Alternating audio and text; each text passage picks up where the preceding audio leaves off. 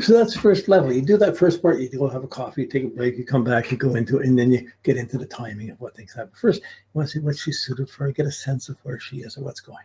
Not totally fixed, but you've navigated through different facets of her psyche, different facets of the gem that she is. And in that process, you've come to see, even though we've seen a lot, there's a lot of squares and oppositions in her chart. She has a lot of stress in her life. You can't say that the stress controls her life. It's normal to her. But even so, she still has to make the Neptune have idealistic friends and mystical or idealized friends. Neptune, friends traveling, friends all over the place. She still has to have the Sun Venus trustworthy relationships and trustworthy investments, needs to feel she's doing something meaningful in society. She's born to do something meaningful in society. She still has to use that Sun and Venus and Mercury and Virgo in the 8th house, regardless of the aspects. And that's what makes her confidence and build up. That the aspects are there means there will be some complications that come in that she has to fight against, but it's not supposed to take her away from her own goals. Other people aren't supposed to say, hey, do this for me, instead of reinforcing her. Okay.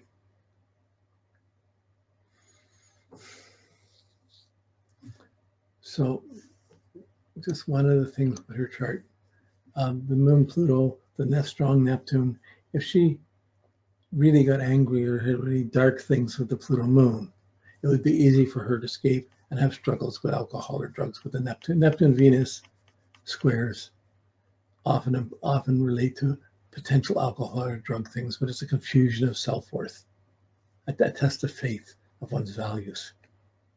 So sometimes that can have things involved with alcohol or drugs.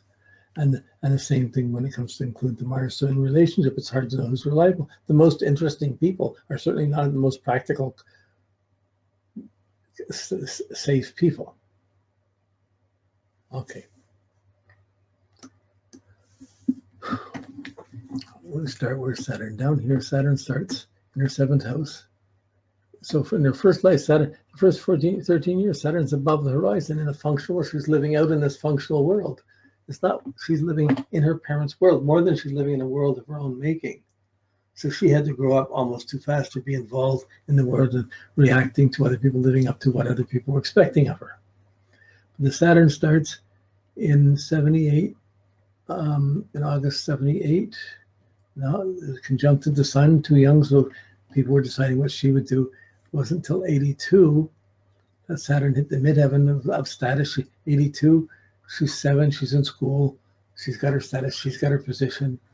85, Saturn comes up in gesticles. These are all school-related things, accomplishing things, doing things school, and she was fine till she was about 86, she got sick. So it wasn't, she didn't mention this, but by 85, November, December, the end of 85, beginning of 86, Saturn came to square her Sun, and there was a certain stress factor, delays coming in. And then shortly thereafter, and we don't see it here because Saturn hits the ascendant in 88, that's the identity crisis. And that's, January 88, so we have 88 December. So Saturn's going through the 12th house as her parents divorced and they moved from the country to the city, to new schools, to new situations. She's the country girl having to adjust in the city. She's going to be the outsider. It's going to be more difficult. There's going to be a lot of confusions, especially at that age.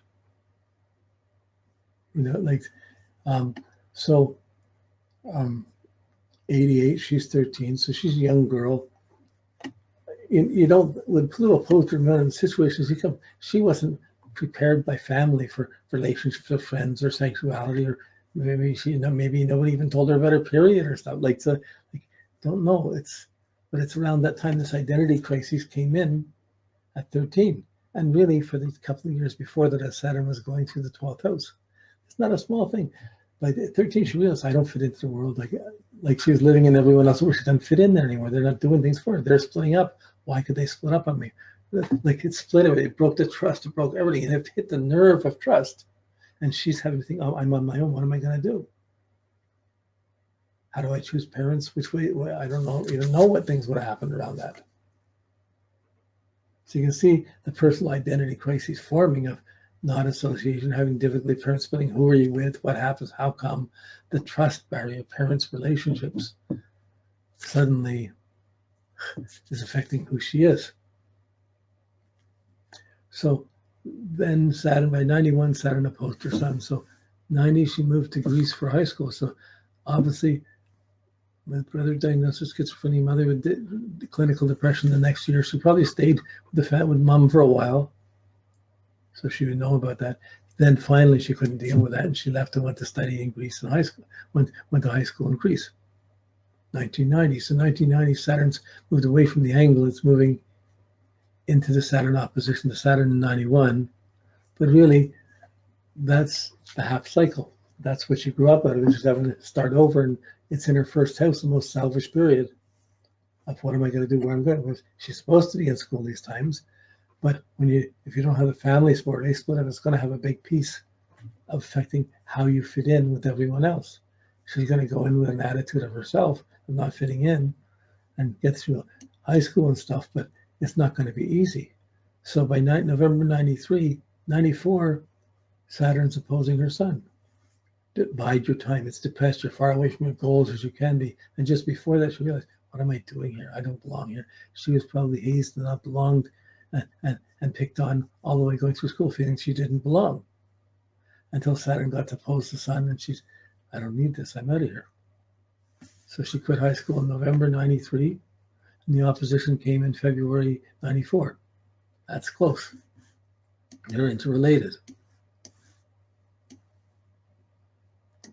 Okay, by 95, she gets past the opposition. So it's enough that she quit school, but if she had a year, who knows? But she wasn't doing much. She was struggling. Who am I? Where am I? I can't go back to school. Where am I going? What am I doing? She doesn't know. Saturn's opposing her sun.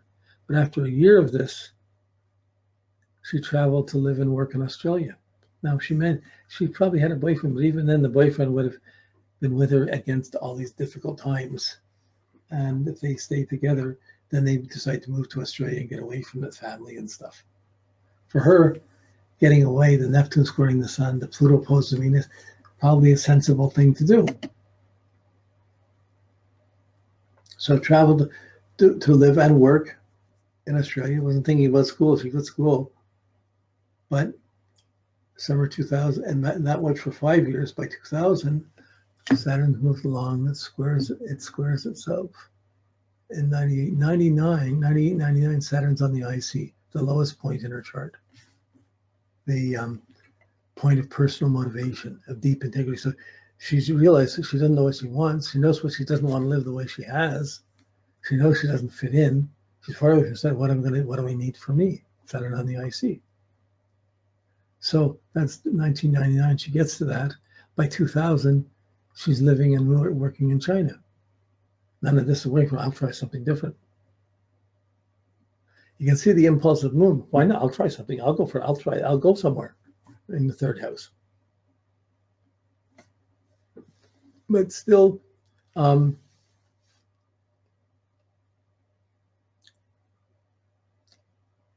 2001.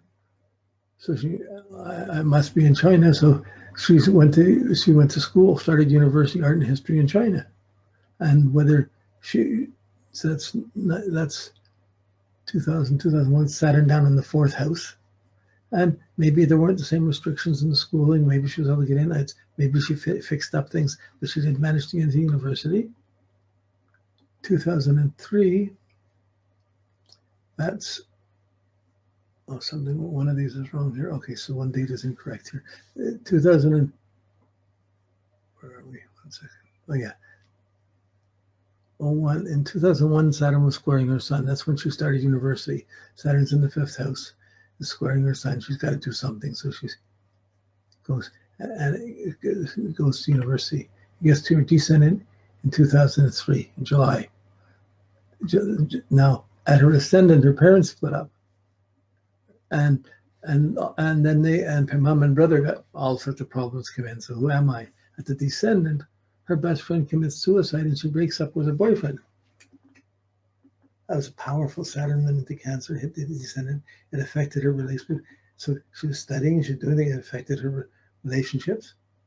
You give her, this is a year before she finished, you give her points because for a year, then it jumps out to the next cycle. By 2004, she graduated university in 2004. So even though the relationship split up, she held on to her studies and got her education as Saturn for her Saturn return, got her degree.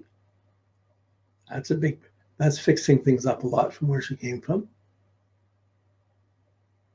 Okay, now 2005, she decided to go further. Art therapy master's course was going along further. It's not till 2007 and 8 that Saturn conjuncts her sun. 2007, she graduates from the master program. She's got it. She got the master program in art therapy. Okay, not a bad choice.